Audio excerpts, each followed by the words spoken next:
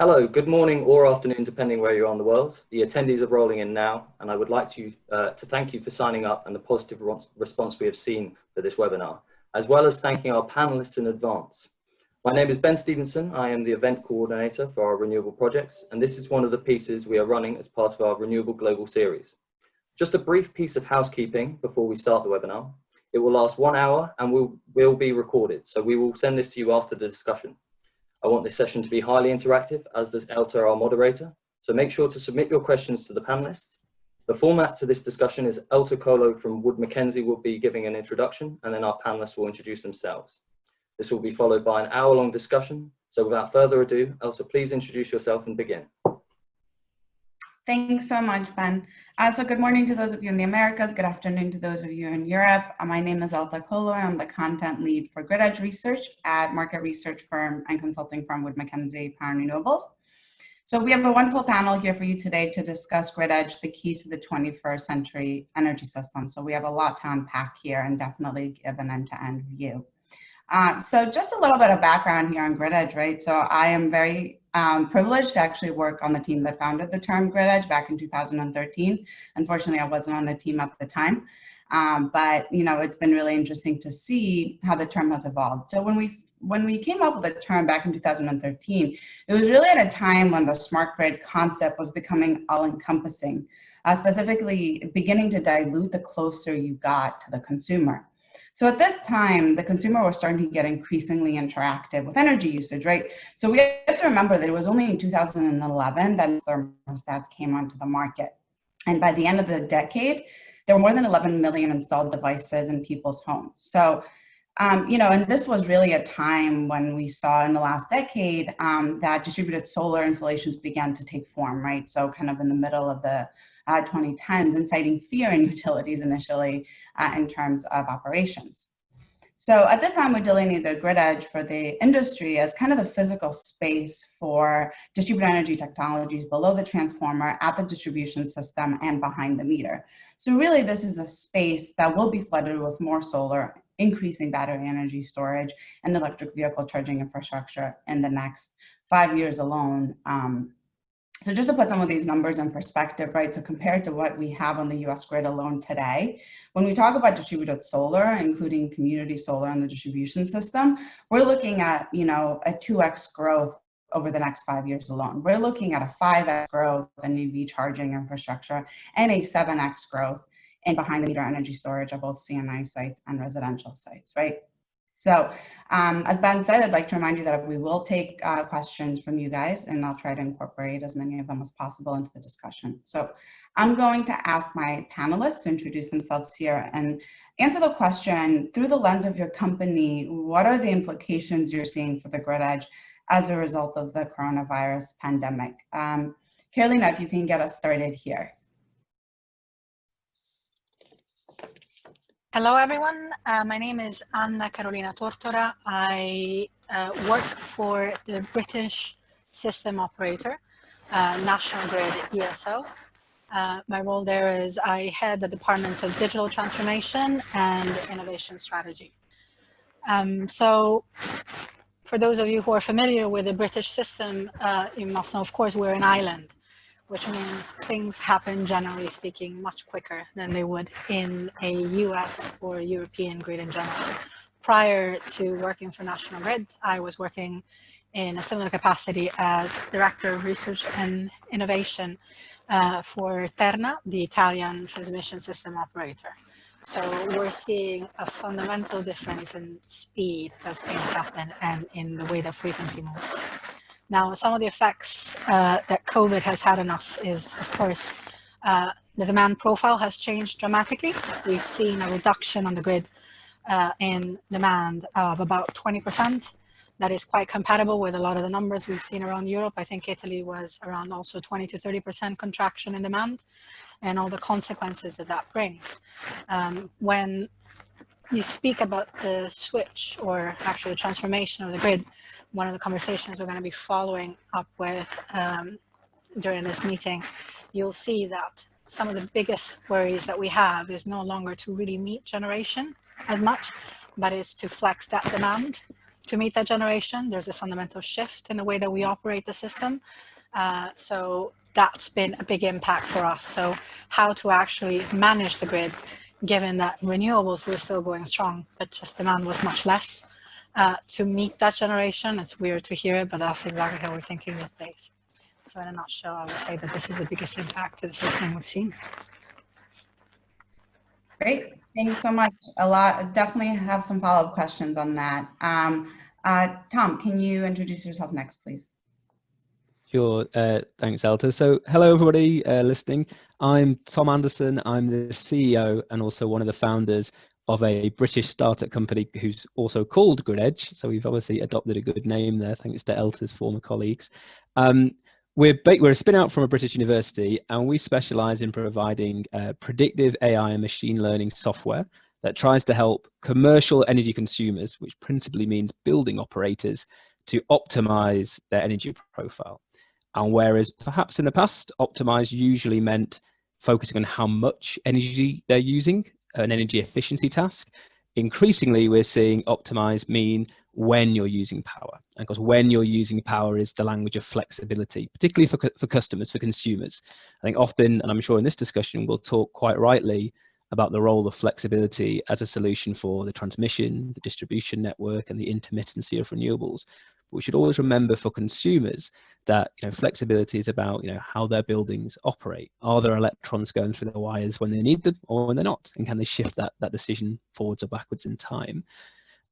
To answer your really interesting question, Elsa, about the impacts on COVID, I think what we're seeing, and obviously the answer is still emerging, is that it's making our customers, these large building operators, shopping malls, airports, hospitals, schools and colleges and the like, it's making them really think fundamentally about the role of energy in their buildings. A shopping mall that's empty and closed, or an airport that doesn't have flights departing, is a very different proposition from an energy management and energy profile perspective than a busy mall or a busy airport.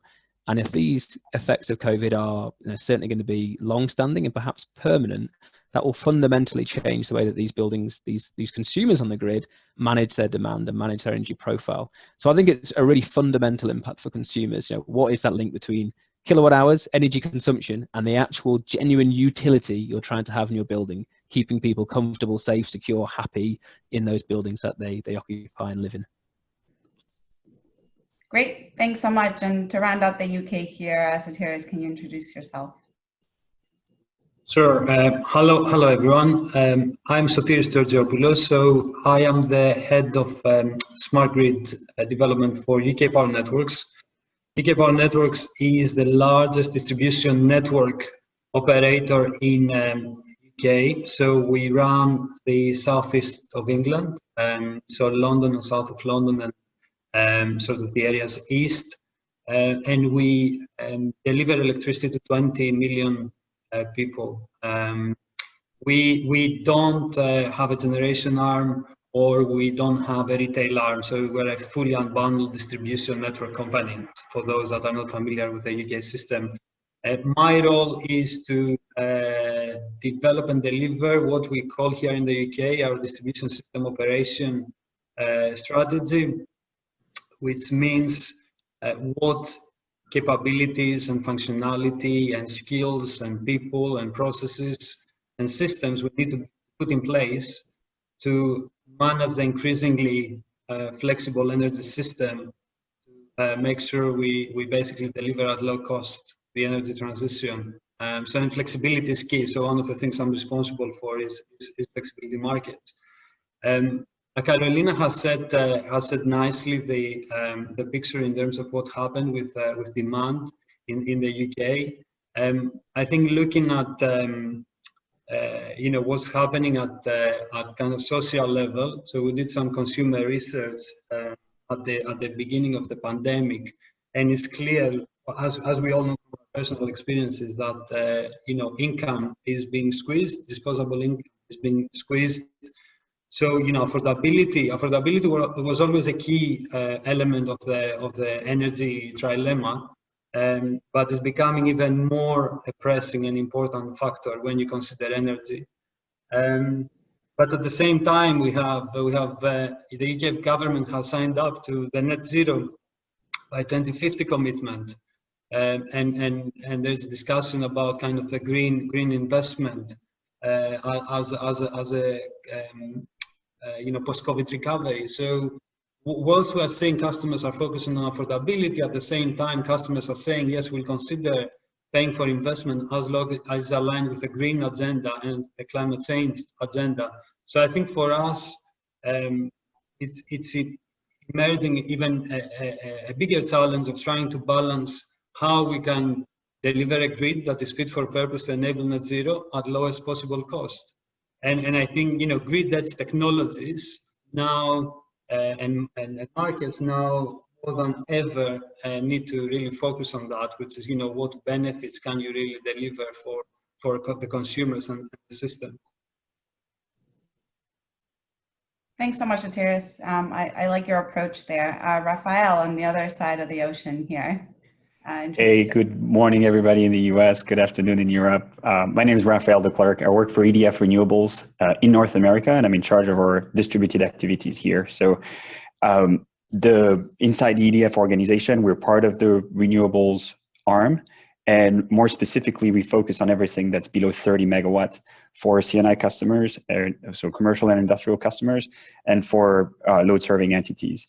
So as far as the bigger EDF is concerned, I think the impacts that Carolina was talking about are seen in our regulated businesses in Europe. We have the same challenges to manage decreasing demand. I think what's interesting for our topic here is to analyze what's happening in the US market with the COVID crisis. And what EDF Renewables Distributed Solution offers are 4 products. We offer small solar for load serving entities. We call it local solar energy. So it's for small utilities. We build 5 megawatt plants like the one you have pictured behind me. We serve C&I customers with your typical 1 megawatt rooftop on warehouses. That's the second product. So that's behind the meter solar. And then we serve microgrids. And those microgrids, under those microgrids, we include everything that has some storage components, be it islanded or not. And finally, our fourth product is smart EV charging. So that's all under the same umbrella of EDF Renewables Distributed Solutions. And we've seen impacts of COVID that are very different from one product to the other. The load serving entity business is probably the most resilient because the cycles of procurement are longer. I think if you look at C&I, the worst is behind us because we had very difficult months where you could just not operate. This is sort of over, but now we have to make sure the attention of our customers is back to energy. And when you're talking about investments that take 10 years to pay back, it's sometimes hard to get the attention of our customers on the C&I side. So that's the difficulty that we're seeing with that line of business. If you look at the EV charging business, our focus is on workplaces. We're starting from a very fast-growing market and a small base, so there's still a lot to do. But there are fundamental questions about the role of the workplace in the future, and that has impact for our business. Are we going to still going to see EV drivers in California excited about charging at work when their bosses are telling them they can work from home indefinitely? So that's the sort of questions we need to address as well. Then the last piece that I want to highlight is also a longer term trend that the pandemic has highlighted is the need for resilience. And there, Grid Edge has really something to do that is specific to energy to allow individual decision makers, be it C&I or be it residential customers, to buy the equipment or to get the equipment financed so they get this resilience. The California market is very interesting for that, again, where we see a very strong pickup in microgrids in the pure sense of the term, those that you can island and give you the resilience you need because the utilities are going to have to shut you down to prevent fires. So that concept of resilience that we learned about when we saw that the world could sort of tangle from one day to the other, I think has application for what we're doing in the Grid Edge world. Yeah, I completely agree with you there, Rafael. I mean, I think, when we saw the power shutoffs happening once again in August, we actually were like, okay, what is actually on California's grid? Because we have it disparate in our different practices. And, you know, we actually surveyed over 4.5 gigawatts online today, and estimated in the next 5 years to just grow to, you know, over 13 gigawatts, right? That's a lot.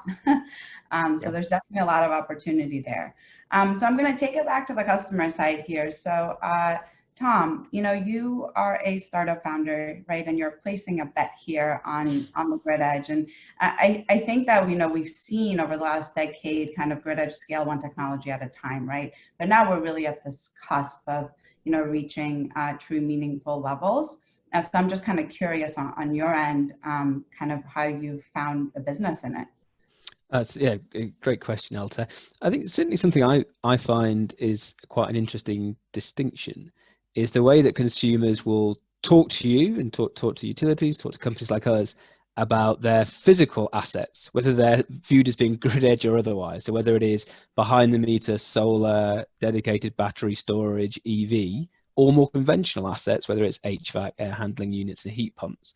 They'll talk about the purchasing, the financing of those assets, often around the language of resilience, like Raphael referenced previously, future-proofing their businesses into this more volatile, this more uncertain, this more flexible energy system. But they'll talk about operations, how they manage energy, how they consume energy in a very different language. That's the language of the bill, of the tariff, of their power supplier. And it's always, you know, every kilowatt hour is a kilowatt hour too many, right? It's always about cost and cost reduction. And I hope, and I wonder, and I guess the bet, to reference your question that maybe companies like mine are making, is that if we can empower those consumers to think not just about energy as the cost they pay, but about their own role in delivering utility to their building, but also in decarbonizing their own estate and the energy system around them. And I think they start to have that and more empowered role as they start to have more embedded generation on their side of the meter. I think you start to change that discussion quite a lot. And one of the, you know, the little things that we've sometimes used as a way of getting customers to think about that and to think about the difference between the supply side and the demand side of the meter and how they think about the transition is when you start asking customers about something as simple as, you know, what is, let's say, a degree Celsius or a degree Fahrenheit of comfort worth to you? And, you know, for a customer, a degree of comfort, their answer is usually, well, it depends, right? It depends on what day of the week it is, how busy it is. Is it a hot day or a cold day? Is it a busy shopping day or a quiet day? It's a very changeable and context-driven answer. Because of course, the answer that the supply side of the meter, the energy system, gives you is, well, you know, it's the transmission cost, the wholesale cost, the distribution cost, the markup. It's a number. And that number is becoming more volatile as we have more intermittency and more of these challenges managing that energy network. So I hope what we're going to see is more innovative business models and more technologies that enable that different way of valuing that kilowatt hour, delivering the utility of comfort, try to bridge that gap and to make it less about, you know, one view, which is it's a pence or dollar cent per kilowatt hour answer, and much closer to it's genuinely about making our customers, our buildings work for the people who are in there. Thanks so much. And Raphael, I'm going to kick this back to you, you know, and tell us a little bit more about the technologies that you're seeing thriving today and, you know, what you're seeing kind of as the future. Yeah, I think it's, I mean, I always take the example of shale gas, and if you had asked about the technology that would change the landscape of energy 15 years ago, how many people would not have mentioned that, because a lot of us missed it. So there are some clear things today, like if you step back 5 years ago, there were some uncertainties about the ability of lithium ion to scale up the way it has. I think it's very clear now that lithium ion is the main technology for storage, and that's what we are relying on. But then if you drill down one notch deeper, the different technologies inside lithium ion are still up for debate. I think the clear thing for us is that the trends in cost decrease in solar and wind, but it doesn't really apply to grid edge, but in solar continue to beat expectations, and it's still there. We're gonna hit a plateau at some point, but we seem to be, and we as an industry seem to be able to push those limits because the manufacturing costs are lower, because the efficiency are increasing, because the access to capital seems to always be more abundant than it was the year before. This allows for those technologies that I think we can say today that they're already dominant. If you look at crystalline silicon for solar, and if you look at lithium ion for battery, to continue to go down the curve. And that's the most fundamental reason why grid edge can happen. There are the social circumstances that make us more aware of the impact on the environment. But I think the economic piece, this extra kilowatt hour that's really gonna be painful in my bill that Tom was talking about. This is really what matters to the customers in the end, especially if you're dealing with C&I. And there we can rely on technology that is going down. What's very interesting with lithium ion is, contrary to solar, the reduction in cost is driven by an industry that is decorrelated to that of grid edge. It's the EV industry that is driving the cost of lithium ion down, and we're sort of riding the coattail and just benefiting from that. So the picture seems to be pretty clear that it's solar and lithium ion batteries that are really driving the grid edge trend. That's as far as hardware is concerned. I'm sure others on the panel can talk about software better than I can, but obviously the enabling of big data is essential for the success of grid edge as well. Raphael, would you mind, could I ask a quick follow-up? Because I think it's fascinating what you were saying about the technological trends. From your perspective, Raphael, do you think for some consumers, they're looking for that technology fix, the hardware, the equipment to solve what they might perceive as some of the challenges? And does that link itself into increased, say, automation? You know, the energy system is challenging, make it easy for me. Or to what extent do you think some consumers, maybe different types of consumers, are looking to be more active and maybe be more interventionist in their policy, less automation and more active participants? Do you see that as a split or not? Yeah, I think there is a spectrum of interest or sophistication of our customers as far as energy is concerned. I'm sure you've seen that too. And it's hard to segment that by industry. I think it's a lot down to a specific organization or even a specific individual and the interest a facility manager may or may not have for what we're offering. I think the luxury of automation is still something that most customers are longing for. The issue, I think, is the promise is so clear that if you start to know a little bit about this, you know that this is where it's going to go. The commercials on the internet will tell you about that, even if you're not working in that field, that soon you'll enter your home and Alexa will turn on the lights and everything will be done smoothly and automated. So the expectations are very high. I think the technology are not exactly there to get you to that spot. I think it's the challenge that we have with grid edge, and at the grid level, can we provide the technologies that allow for the 100% renewables or for the carbon neutral? Because the expectations are high, but I think customers want to step back and let it happen. Absolutely, especially when you think, I saw a recent report saying, you know, in terms of emissions, you know, over 80% of the building emissions are going to come from buildings that are already built, they're already there, legacy building management and automation systems. And whilst we might all wish we could click our fingers and have a IoT ready world, it's not going to be there, and we can't not service those existing customers and building operators and factories who we need to bring to the edge of the grid too. Yeah. That's a great segue here for Sotiris to bring a little bit of a perspective here from a distribution system operator and kind of what your priorities are as you're seeing these changes, you know, behind the meter, and I would say around the meter on customer sites.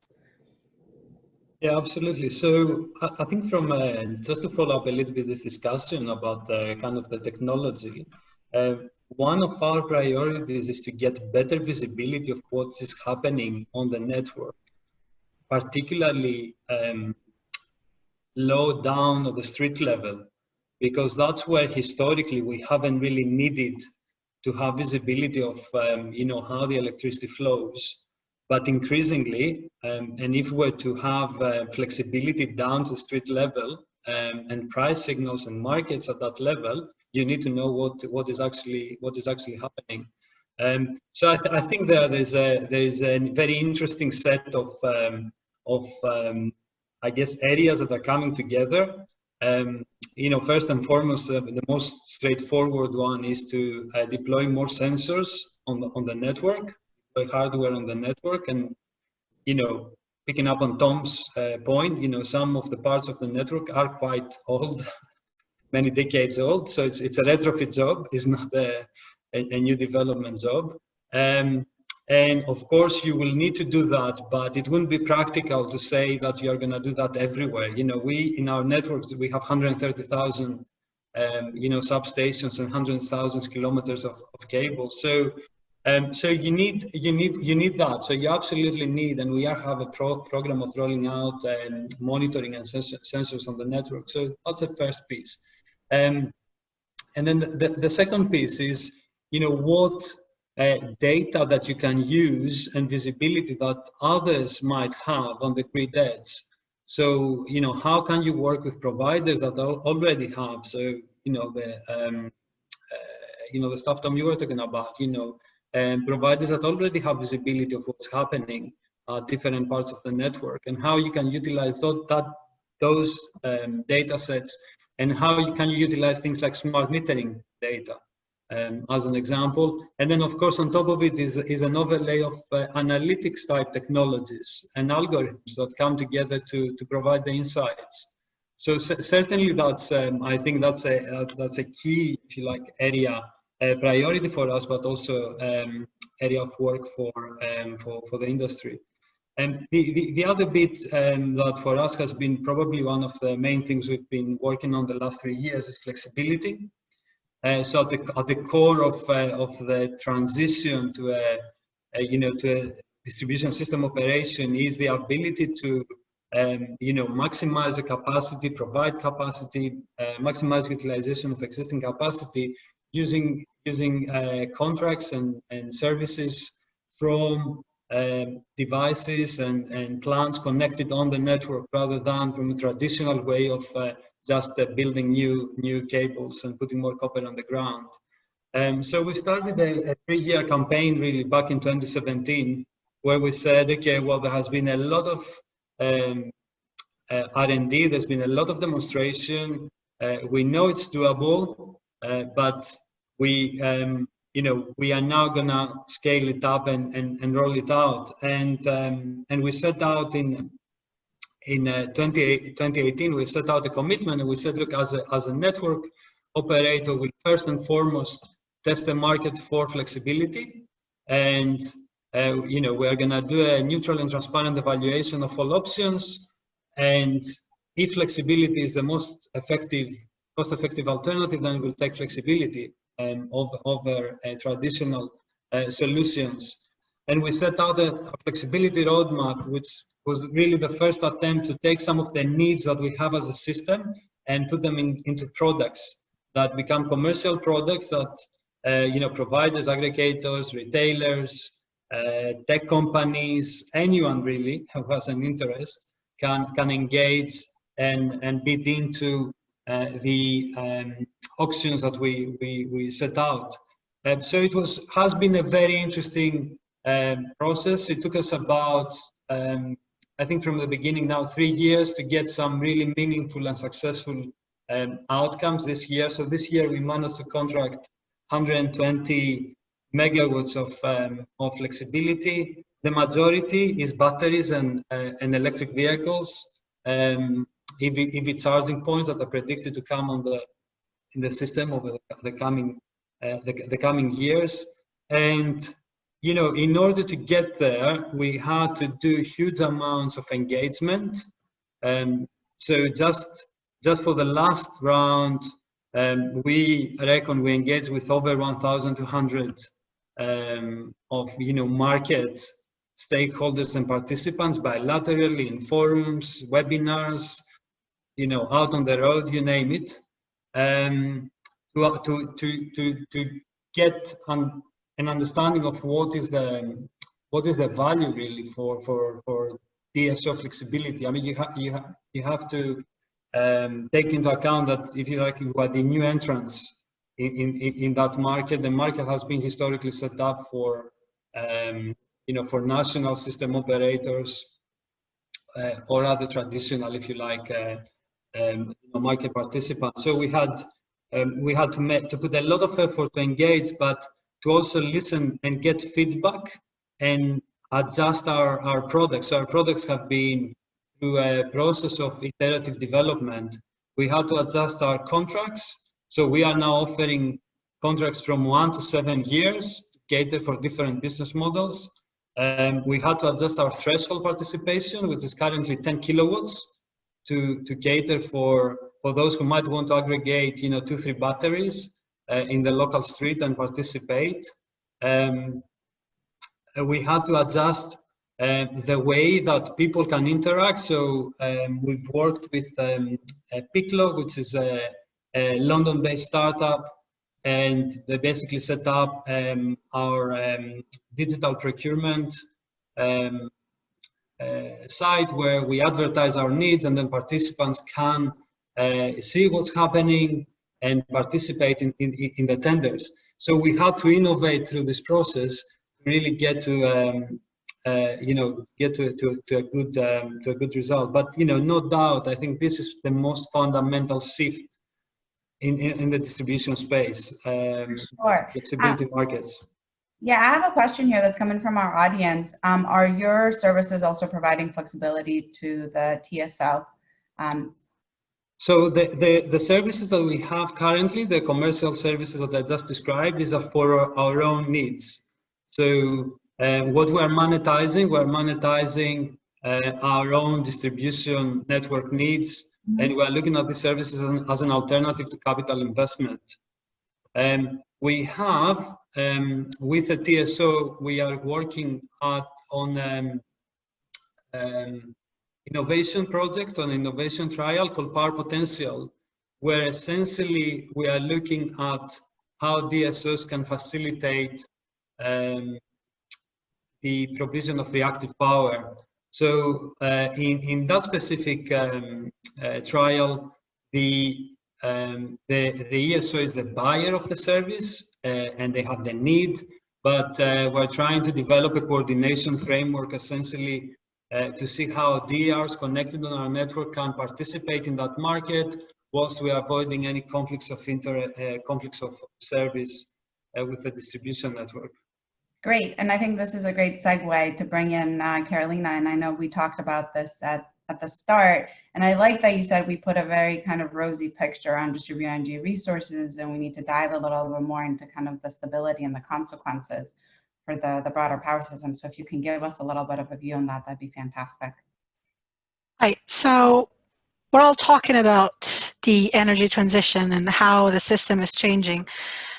A lot to unpack from what I've heard from the other panelists, and these are different aspects of pretty much the same situation. Anything from the opportunity that this transition brings to what are the technologies that we've been investing in mostly, to how are we coping service-wise as DNOs try to rise to the challenge of system operation at a distribution level and so on. I think if we try to start looking at the different aspects that are being impacted by this switch, first of all, there's a distinction between just distribution connected resources and renewables, or in general, storage or inverter connected resources at a distribution level. So that brings two separate sets of problems. The fact that it's distribution connected from a system operator, from a transmission system operator point of view, has to do with visibility. We are blind at anything that happens below at substation, which means a lot of the projects, so now I'm going to put on my innovation hat, a lot of the projects that we have going on right now are trying to understand and infer what's connected at a distribution level. Unfortunately, when much of this generation connected, traditionally, they didn't really have to inform anyone about it because we didn't really care. I mean, as a system operator in Great Britain, the kind of visibility we have is around 500 megawatts, and to give you a size, that's Oxford as a town. So anything that is happening on somebody's roof, or even like a 30 megawatt is an abajur, is just like a little lamp, it won't really impact the grid. So that's changing clearly, because we're seeing a shift of generation where you're going from hundreds of big generators, traditional generators, to thousands, potentially millions of small ones distributed. So that's the first shift that you're seeing. You need visibility, you need the right digital tools to be able to manipulate, use them, get analytics and intelligence from them. There's a human aspect, which I think Tom tried accessing or mentioning earlier in discussion with Raphael. You're talking about customers as in big loads and stuff, but we're also looking at that from a consumer point of view. For the first time, I'm employing psychologists, marketing experts, because I'm trying to figure out how consumer behavior works.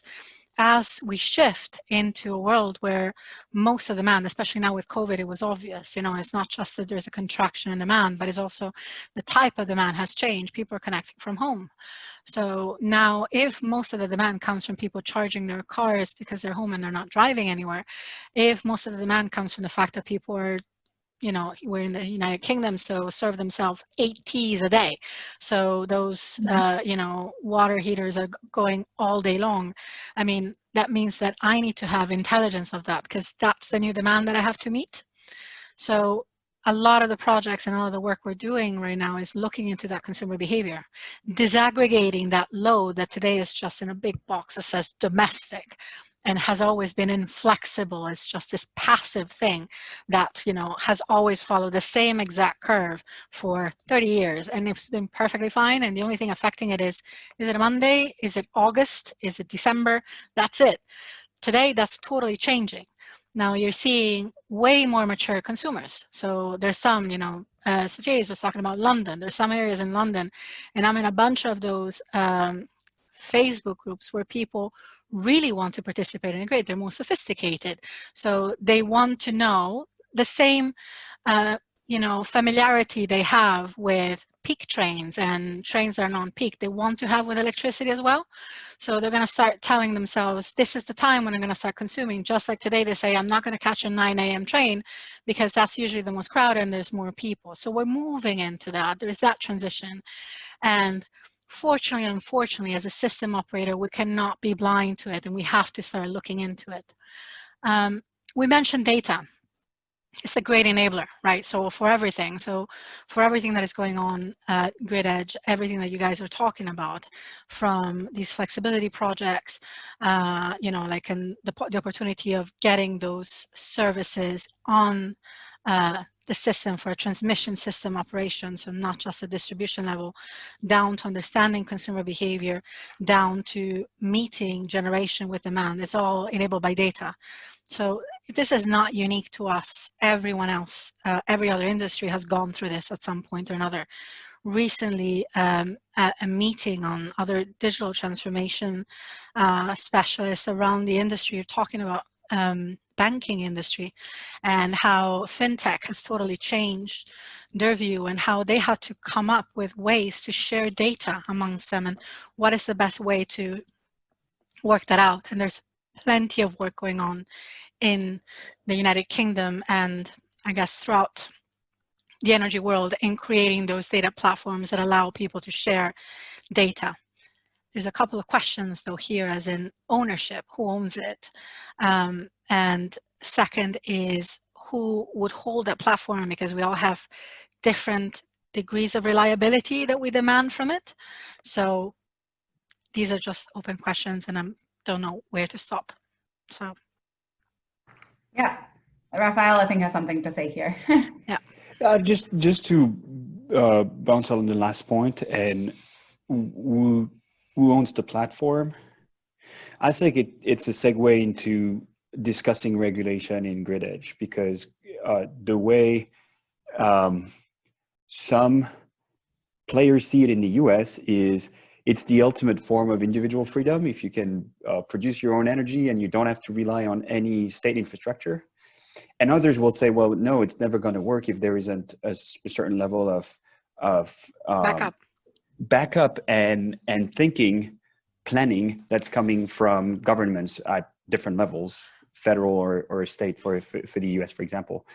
I think we should talk about this a little bit. There was a question here also about FERC Order 2222, which for those of you who are not in the US FERC is the Federal Energy Reliability Council. So it's the federal body that regulates energy, but then it's delegated down to different levels at the system level, at the state level.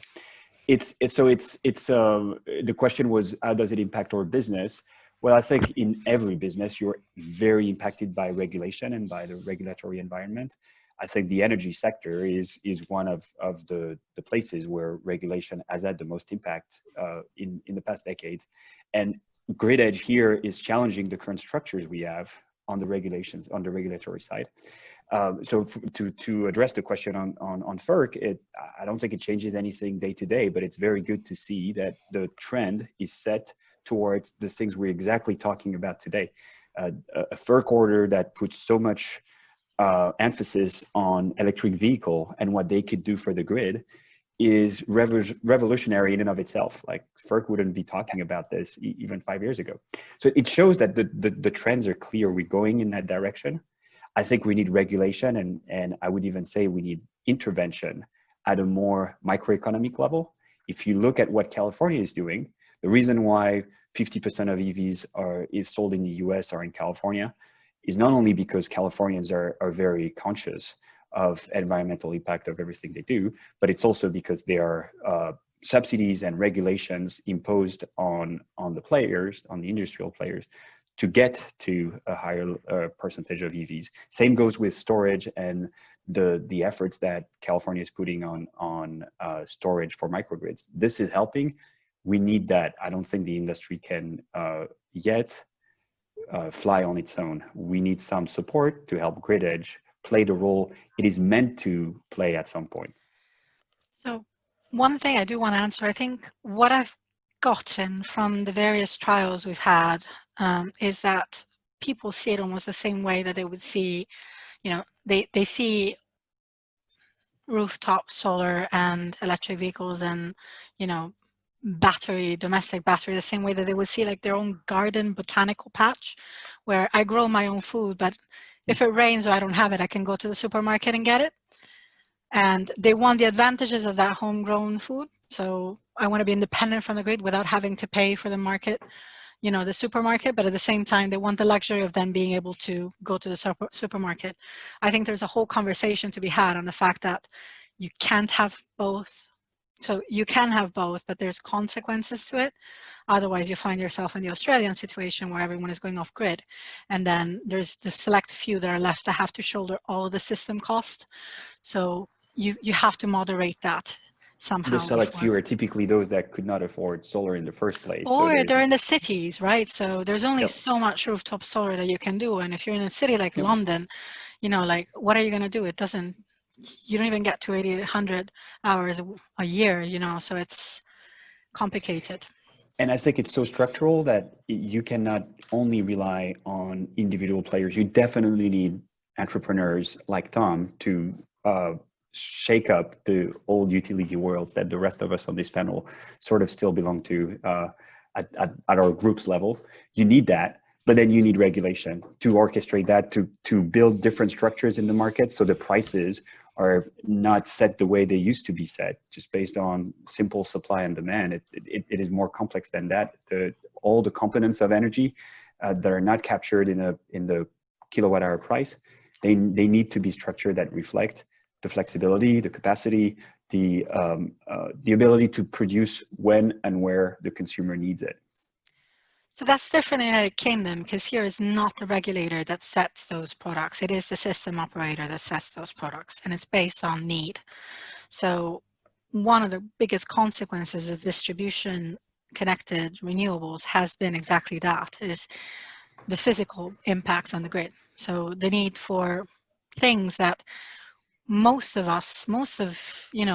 our spectators and stuff had never heard of before, inertia, reactive power, voltage, these are just not words that were part of everyone's vocabulary. People only talked about energy and power up to a couple of years ago, because everything else was coming for free from those smelly, noisy, big, coal and oil power plants that for 30 years they've been silently providing all of these other services together with energy. Now, as we get them offline, all of a sudden there's a wealth of different services that we need to scramble somehow to find. That's flexibility. So can I actually decouple reactive power from active generation? Can I buy inertia separately? You know, you got to be flexible, man. I have to be able to, you know, power potential, which is a project that we're leading on and that Sotiris was referencing earlier, and hopefully we will manage to finish this project at some time. You know, is looking at that. So how do you quantify and look at different products? In this case, voltage and reactive power, where can you get it from? That's the conversation around flexibility. And those are the products that today we're focusing on. Not just, I think, in Britain system operator, but in every system operator in the world that is dealing with renewables and distribution connected resources. I think that's a really interesting point, Anna, and something that we've often experienced in our own relationship with you know, kind of C&I energy consumers. It references back that point I asked about Raphael about kind of automation versus empowerment. Is there's still a large, I think recent stats from the Energy Survey in the UK suggested that, you know, over 80% of commercial building operators don't engage in any form of flexible energy management. And when you ask them why, there's kind of one reason is they say that they have concerns over the impact of being flexible. What does that mean for my inward-looking comfort, carbon cost priorities? But secondly, they also have this issue of trust. Like, do I trust a third party to take control of my assets for me on my behalf? And I think this sets up this interesting dynamic. And I wish I knew the answer to this, but there's a language of flexibility which is all about transaction, about buying services and market prices, and they kind of require the energy consumer to not be a consumer and to be this active participant. And I think that's quite hard for a lot of them, certainly today, because they are still used to buying you know, electrons and paying a tariff fee for it.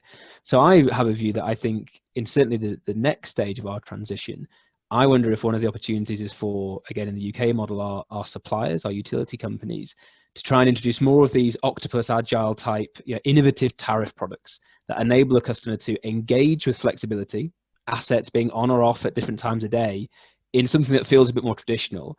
I'm particularly interested in, again, I don't want to get bogged down in kind of British regulation, but the idea of introducing split tariffs and having some assets metered on a flat, pretty standardized tariff, but your more flexible, your more dispatchable assets being subject to something more akin to a wholesale price. And again, whether that bakes in your transmission distribution costs is for someone far cleverer than me to work out. But that idea of separating out assets that are, you know, purely flexible, batteries, assets that can be flexible in conditions like, you know, thermal inertia, HVAC, air handler units, heat pumps, and assets that probably shouldn't ever be flexible. You know, turning your lights on if it's dark, watching the telly, making a cup of tea, right? You don't want the energy system to dictate when you should and shouldn't do that. And I think that's a really interesting area of kind of business model innovation that is aside from the pure technical solutions that we talk about as well. Yeah, so Sotiris, I'd be interested in hearing your perspective here because, you know, you've done the legwork and kind of the designing of these flexibility tenders, which, you know, for me, having looked at non-wires alternatives in the US, I think is just a really unique way to essentially, you know, bring this to the open market. So I'd be curious to hear a little bit more on your approach here, and especially, you know, just looking at the technology mix that you were able to procure.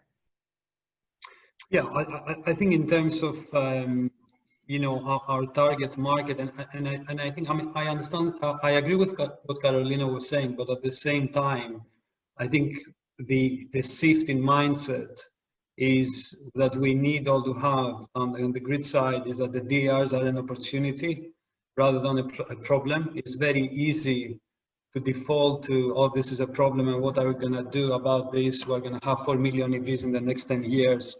And it's going to be chaos. And really what we should be looking, and what we are looking really to, what we are doing is engage with those, I think with those sophisticated intermediaries, because I agree with Tom, certainly from our perspective, you know, we are not going to be reaching to the end consumer, but we are going to rely to those who are gonna, whether it's tech companies or retailers or, you know, aggregators or other market players that are gonna have the customer relationship and work with them to create products and services that work for the end consumers. So we have one of our electric vehicle and smart charging trials is essentially looking at three ways of doing that. So the first one is the flexibility procurement. So so the stuff that we've actually rolled out now, and we've seen that commercially it works and people are going to sign real contracts. But again, I think from an end user point of view, they haven't, they know on their advertisement leaflet that they'll be supporting the grid, but what they are actually seeing in terms of the benefit is vouchers and offers and other ways where that benefit is coming through. Different players have different ways of engaging with their customers. So in this specific trial, it's all about 3 miles. Right, but the deal that we have with a provider who came to our to auction was specific windows and tariffs against those windows, but they've translated them in 3 miles. We are working with OVO, which is one of the retailers here, and they have a deal where you have a flat fee, but you get a payment every year for that, and you have an app and you set your times that you want to start and finish time. And we're actually working with Octopus on, they've developed a tariff that reflects the grid constraints basically, and tries, gives incentives to users to slot their EV charging to the right times of the grid, and essentially flattening the curve. So I think Elta on this, for us, flex procurement, we can definitely make it work, but we had to drop the thresholds and really try to engage and think how we're gonna get some of the residential flexibility on board, rather than the CNI market. So we had to think about it differently in terms of how we structure the products, and then. But at the same time, there's a whole bunch of what Tom was talking about, different types of tariffs and a whole different world of innovation that needs to really to be thought through and trialed, and over the next 5 to 10 years to manage effectively the EV uptake. And the figure I gave, it's a real figure. So we are saying that for our region, we're looking at 4 million EVs by 2030, and we are at 150,000. So there's going to be a steep uptake curve should happen.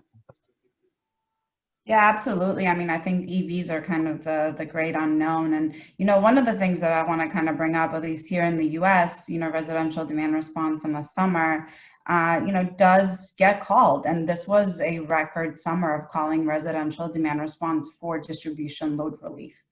And you had utilities telling their partners, make sure you stick within that 4-degree limit where these people want to stay, because we don't want to have attrition, because we're going to need this resource throughout this really, really hot summer. So I think definitely a lot of thinking going on here in terms of how to actually be able to make this more automated, just because of kind of the record levels that we saw as we saw kind of the load shift to residential in the summer. And one of the things that I want to kind of close this out with in the last few minutes is that there's this notion that there's this kind of load destruction, right? We talked about the change of the load shape and, how we won't see kind of the same demand levels, that we've seen pre-COVID. And I actually think that this is not a demand destruction. I do think it's a time to reshape demand, to reshape load. So I think there's kind of immense opportunity, because we are in this kind of pause, but there's an opportunity to go to CNI customers, to go to residential customers, and actually, build this foundation for innovation. So I think Rafael wants to jump in here first. I want to let you do that. Sorry, yeah. Just want to jump in because I agree with you that I don't think we should expect load destruction. If you look at most trends, those of WoodMac, but you take the BP Energy Outlook that was just released. BP themselves, they say, well, no, we probably reached peak oil already, or we're about to. And the growth that we're seeing in energy consumption is going to be served by electricity. And that's a huge shift at the global level. And it's coming from an oil major. So I think I don't expect that. I fully agree with you. I don't expect that there will be reduction in load. Electrification is the way to reduce our global carbon footprint. There is really no other way for us to continue to live the way we live, consume the energy we consume, if we don't produce more electricity and if we don't produce it with more renewables. So I think, yeah, that's why grid edge is going to be critical here, because renewables produce when the sun shines or when the wind blows. So we need flexibility at the end, again, when and where the consumers need it. Right, and you see money behind it, right? You know, you guys as EDF have a distributor practice. NL with NLX, we're seeing Shell in the space, right? There is significant muscle and money being put behind this as a great opportunity. So it's not just a concept, it's really, you see the opportunity because you're seeing money flowing into the space. Yeah, I mean, it's still an investment. You look at the size of the grid edge market today compared to centralized power, it's still small. It's growing very fast, but it's still small. Then the challenge for us as individual players is that the trend is so obvious that everybody is flowing there, and everybody and capital is flowing there. So you have to make sure that you find the right innovations, and innovations in the field of technology, but innovation in the field of management too. And I think this is critical, being able to find a balance between the power of large entities and the strengths that you get from a balance sheet and 2,500 engineers in an R&D center, and the flexibility, the innovation that you get from the entrepreneurs that become part of our group. Like you look at what we have with PowerFlex, so PowerFlex is the EV smart charging business that we have.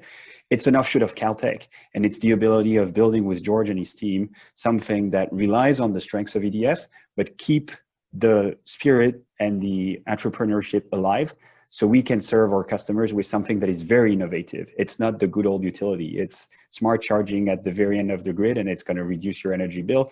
And it may disrupt a little bit the old utility business, but EDF is fine with that because the writing is on the wall. This is where this is going. So we'd better be prepared, and we'd better be active there. This is great. Carolina, do you want to give your final thoughts here? Yeah, the comment on demand and how it's going to perform, I disagree up to a certain point on that. So previous TSO Interna, we saw in the 2008 crisis a 30% contraction in demand. We went from 330 terawatt hours per year to 300 terawatt hours per year in the first year alone, and then lower from that. So you get contraction coming from the crisis. So that's going to happen. Businesses are closing down everywhere. There's no way around that. I agree that there is also conversation. Well, there's another big trend for us that we're seeing, and that is energy efficiency. So a lot of technologies out there that will do the same stuff for less. And there's a lot of conversations going on in that. And we're actually seeing in our long-term FES, so future energy scenarios that we publish every year here, that there's going to be a flex in demand just given by that technology. Then afterwards, of course, demand is going to be pumped up mainly by electric vehicles. That Sophia said earlier, it's 10, 50-fold increase. That's definitely going to affect demand. But I also agree with Elta that there is a fundamental change in the shape of that curve. We've started seeing the first shift by saying, the duck curve, so how solar is affecting that demand to us. But in the future, we have a bunch of studies even looking at how people charge electric vehicles. This is totally new for us because we just assumed that people were using electric vehicles the same way they use their normal cars. That's not the case. We found out that, you use it less or you charge it at different times, and that affects the shape of that curve. So be interesting to see how things developed. And I think everything is possible at this time, and the recent pandemic has just put everything up in the air. For sure. I want to get final thoughts here from Sotiris and Tom as we come in kind of the last minute here. So 30 seconds. Look, I just want to say that I think we're super lucky to work in this sector. It's very exciting. And I think the next 10 years, I think they're going to be fantastic in terms of the amount of change that we're going to see, and the work that lots of people have done over over many, many years coming to fruition. Definitely. Tom, final thoughts? So the thing that I think often we sometimes miss out in these discussions about increased electrification is the impact of the electrification of heat, of low carbon heat, particularly for fuel poor people. In cold countries like the UK, moving from gas heating at 2 or 3 pence per kilowatt hour to current costs for electricity, that's a challenge. Going back to, I think Sotirios mentioned the energy trilemma: affordable, low carbon, resilient power. Got to make sure it's all three, especially for those who are vulnerable, and COVID just underlines the vulnerability of a lot of people who we need to make sure we're looking after. Absolutely. And that's a great way to close this panel out. Thanks so much, everyone, for your contributions.